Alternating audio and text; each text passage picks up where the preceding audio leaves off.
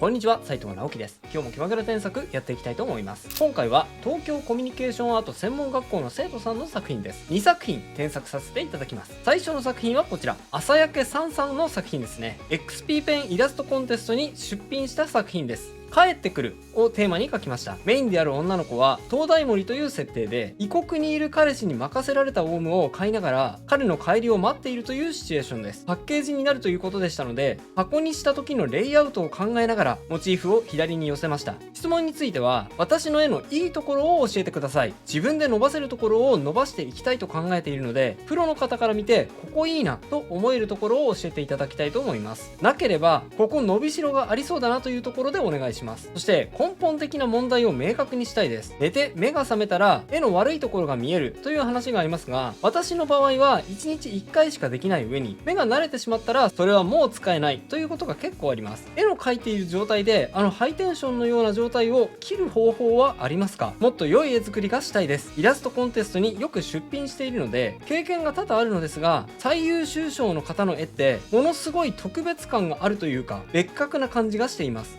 域にまで到達したいのですが、何か挑戦できるところがないかどうかご教授いただきたいと思います。ということで、朝焼けさんさんご応募ありがとうございます。寝て覚めたら絵の悪いところが見える、そしてそれが1日1回しかできないっていうのは、誰でもそうなんじゃないかと思いますね。僕でもそうですね。なのでそのファーストコンタクトの印象をすごくね、大事に絵を修正していくっていうのが答えだと思います。もうずっと見てるとね、結構慣れてくるので、ずっと見て長く見ながら徐々に判断していくというのではなくて、もうパッと見て変だって思ったらその絵は変なので、もう変なんだなっていうことで修正していく、これがね大事だと思います。で、まず最初にですね、朝焼けさんさんのいいところだなって思ったのは、一つはですね、女の子の顔がすごく可愛いところです。はい、この女の子めちゃくちゃ可愛いと思いました。これはね、女の子のイラストを描く上ではめちゃめちゃ大事な部分なので必須能力と言えると思いますが、朝焼けさんはその感覚がすでに身についているようなので、これはねもうすでに素晴らしいという印象です。それとですね、東大森とか、あとは異国の彼氏に託されたオウムとかね、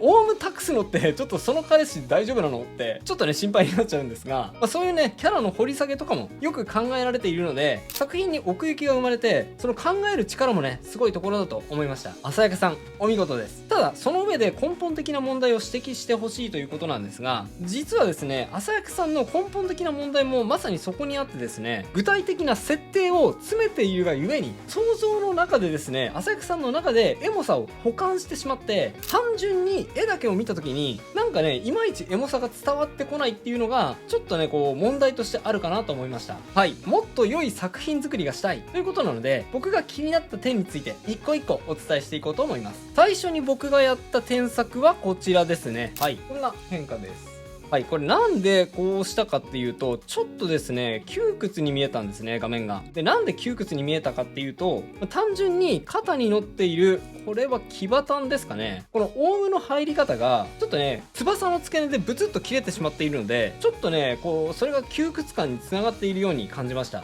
なのでこんな感じでですね、ちょっとこう画面の斜め感を少し和らげて、でキャラクターと騎馬譚を下に下げることでちょっとね窮屈さを取りました。もともとですね、画面をこう斜めにすることで絵に動きを持たせようっていう工夫は素晴らしいんですが、ちょっとこう斜めになりすぎていて、それが構図の窮屈さにつながってしまっていたので、少しだけね斜め具合を緩やかにして騎馬譚の翼も画面に入るようにしました。で、次ですね、次結構変化すると思います。どうなるでしょうか。はい、こちらです。ドン。はい、背景をですね結構変えてみました。一気に変えたので、ちょっとここ詳しく解説していきます。まずですね、添削前の問題点として、ちょっとね絵が窮屈そうだなって思ったんですが、その原因が窓の描き方にもあると思います。これはですね、机の上のこの液晶タブレットとこの机、これにはですねこう角度がついているんですが、窓はですね真正面を向いているので、窓の向こうは向いているんですが、この女の子の後ろはすぐに壁みたいな感じの構造になっているんですよね。それがねこの絵にいまいち奥行きを感じない原因になっています。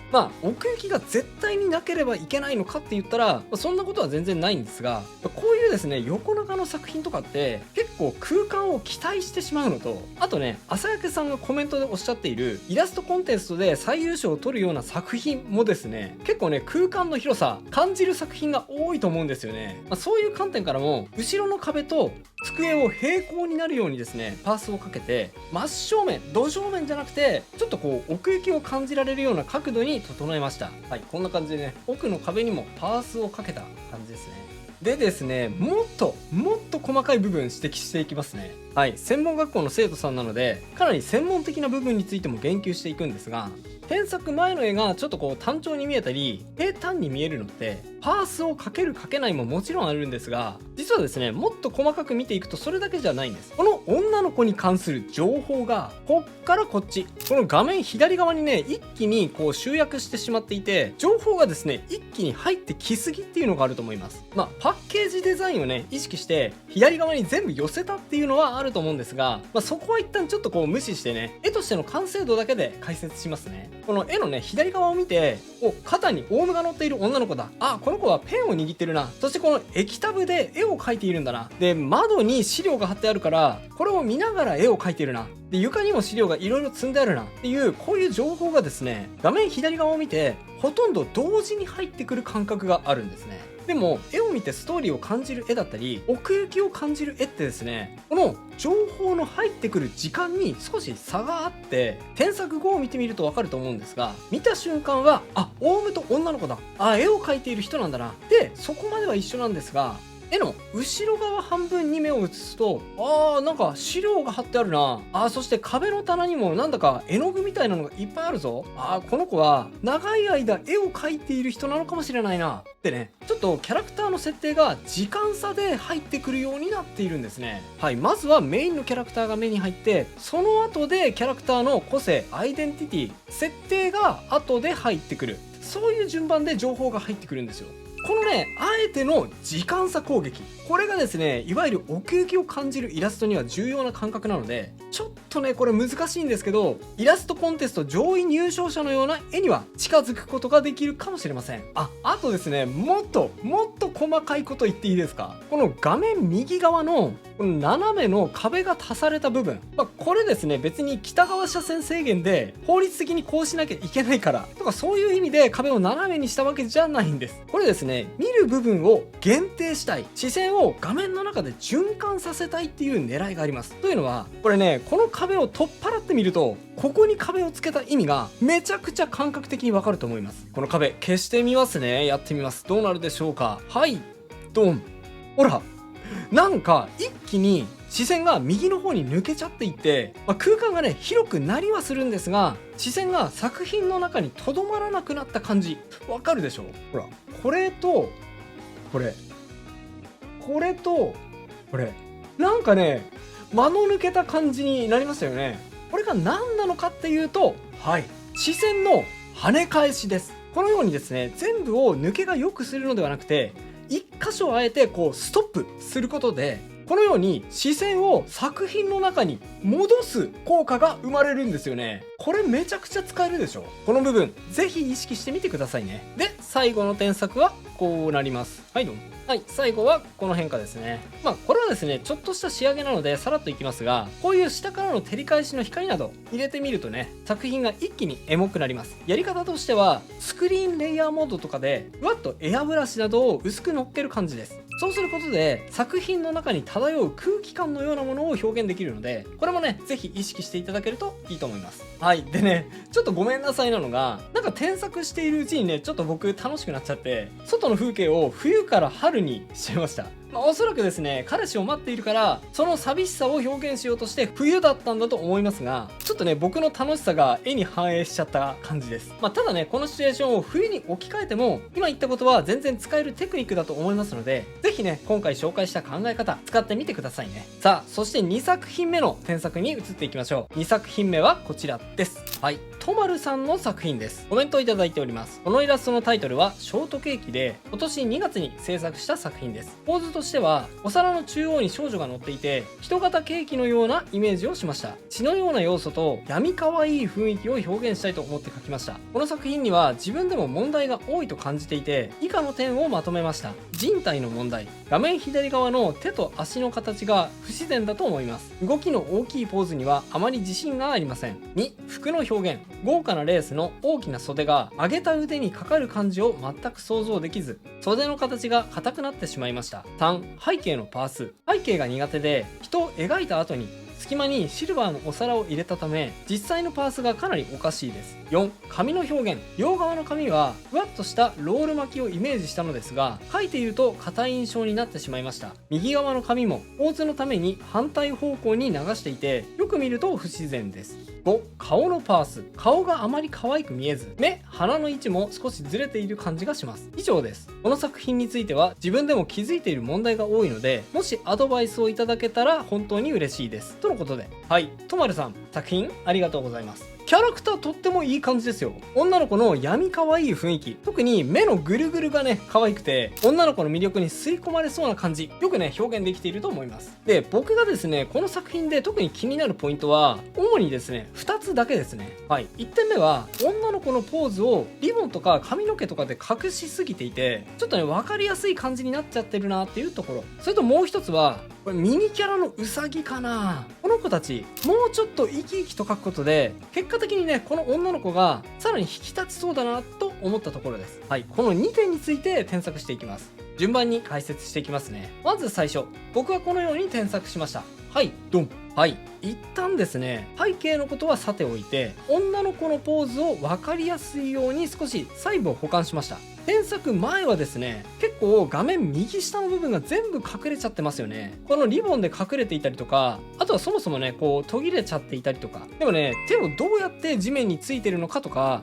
あとは足はどんな感じで投げ出しているのかとか、そういうね細かい部分で実は可愛さって表現できる部分が結構あるので、ちょっとねこれはもったいないかなと思いました。なので若干キャラクターを上に持ち上げて、その部分がしっかりと見えるように変更を加えました。ほら結構ねそれだけで可愛さアップした感じあるでしょ。そして次はですね、ミニキャラを変更しました。はい、こうです。はい。ちょっとですね、1匹増やしちゃったんですが、これなんで3匹にしたのかっていうと、3ってね、マジックナンバーって言って、なんか人間がですね、ちょうどいいって思う数字なんですよね、3って。はい。なんかしっくりくるんです。例えばですね、今から大事なこと2つ言いますって言うと、なんか足りないような感じがするし、今から大事なこと4つ言いますねって言われると、なんか多くねって思うんですよ、人間って。でも、3つだけ大事なこと言いますねって言われると、あ、3つか、じゃあ聞こうじゃないかって結構ねしっくりくるんですね。他にもね、例えば三種の神器とか、あとは3本の矢とか、あとはコースメニューとかも前菜メインデザート3部構成ですよね。とにかくですねこのように3はしっくりくるんです。もちろん絵の構成にもよるので、2がねちょうどいい場合もあるんですが、添削前の絵だとウサギが2匹、なんか1匹足りないような気がするでね、ちょっとしっくりこないような感じがありました。この胸のブローチをね1匹って数えるなら、一応3匹ではあるんですが、これはねちょっと数えないことにします。はい、なので単純にその感覚で1匹単純に足したかったのと、あとですね、添削前のウサギたちちょっとねパッと見何してるのか分かんなかったんですね。単純になんか可愛いから描いただけみたいな。これもうちょっとですね、それぞれどういう動きをしているのか、何を思っているのか分かりやすくすることで、メインの女の子の無表情さがさらに際立って良いね対比になると思いました。はい、添削前こう変更したんですが、どういうことなのかというと、例えば右下のウサギはチョコイチゴを1個ゲットして今から食べるぞーってね地面にこう座り込んでいます。で視線を左に移すと、それをナイフ片手でね付け狙っているウサギがいますね。はい、よく見るとよだれを垂らしながら危ない目をしていますね。で上に行くと、はい、なんでそこに登っちゃったんでしょうか。女の子の持つフォークに捕まっていて降りれなくなって涙目のウサギちゃんもいます。はい、かわいそうですね。はい、でもねかわいそうであればかわいそうなほど可愛いって思っちゃうんですよね。日本ではね古来より「意と哀れなり」という言葉がありますが、あれってねかわいそうとか儚いとかそういう意味と同時に可愛いっていう意味もあるんですよね。日本人は昔からかわいそうなものを可愛いと思っていたっていうことですよね。はい、昔の人はね、こういうちょっとかわいそうなウサギを見て、ああ超かわいいっていうノリで、あ、意と哀れなりって言っていたんでしょうね。はい、そう考えると現代人とのつながりをちょっと感じてね、少し嬉しくなりますよね。さあ、そして最後の添削、3つ目の添削はこうなりました。はい、ドン。はい、僕はですね、いつもあんまり絵を四角で囲むのは世界観が閉じてしまって良くないよとか、そういう話をすることが多いんですが、この絵の場合はあえてこういう枠で囲んでみました。理由はこの絵の色がかなりね淡い色なので、枠で囲まないとこうふわふわとね視線が逃げすぎていってしまって、なんか落ち着かない印象になってしまうこと。そしてもう一個の理由としては、この絵がねこうストーリーを表現しようとしたイラストっていうよりかは、ポストカードとかクリアファイルのようにグッズのようなものを想定して描かれた絵なんじゃないかということです。そういうグッズの場合、デザインとしてギュッと全体的にまとまっていた方が物としてね結構しっくりくるので、リボンとか枠をあしらってねこのようにしっかりとまとめてみました。最終的にこの絵がどういう場面で使われるのか、どういうグッズに使われるのか考えることでも、どうやってこの絵をまとめるべきか、まとめればいいのか考えるヒントになると思います。こういう絵を描きたいっていうだけで突っ走ってしまうと、時にはこう途中で正解がわからなくなりがちなんですが、そうなった時にはこの絵って何に使うんだっけっていうことを途中で考えてみてください。きっと絵を仕上げる時のヒントになると思いますよ。といったところで今回の添削は以上となります。いかがだったでしょうか。また今回の1個目の添削で視線誘導、構図の話をしましたが、もっとそういう部分詳しく知りたいという方はですね、こちらの動画気まぐれ添削203、動きには2種類ありますがおすすめです。影の付け方によってね視線を誘導して作者の思うままに見る人の視線をコントロールする術をお伝えしています。興味があればこちらも合わせてチェックしてみてくださいね。それでは最後にあのコーナー、気まぐれじゃんけんのコーナーです。いきますよ、準備はいいですか。気まぐれじゃんけんじゃんけんポン。それではまた次回の動画でお会いしましょう。バイバイ。